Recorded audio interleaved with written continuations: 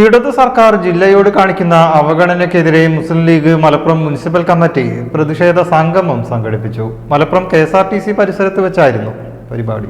മുസ്ലിം league ജില്ലാ secretary Naushad Mannissery പരിപാടി ഉദ്ഘാടനം ചെയ്തു.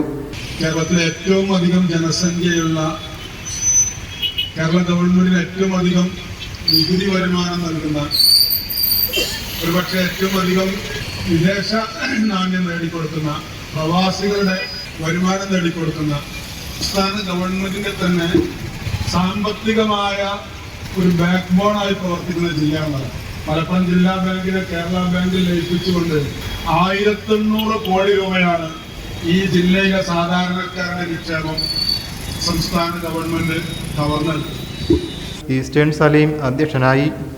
ഹാരിസ് ആമിയാൻ, PP മെഹബൂബ്, അൻവർ റഷീദ് ബാഗവി, റഷീദ് കാളമ്പാടി, സുഹൈൽ പറമ്പൻ, അഡ്വക്കേറ്റ് ജസീൽ പറമ്പൻ എന്നിവരും സംസാരിച്ചു. News bureau, Malappuram. ഏവർക്കും ബ്രൈഡൽ ക്രാഫ്റ്റിന്റെ ക്രിസ്തുമസ് പുതുവത്സരാശംസകൾ. Bridal craft, the wedding mall, Pan Bazar, Tirur.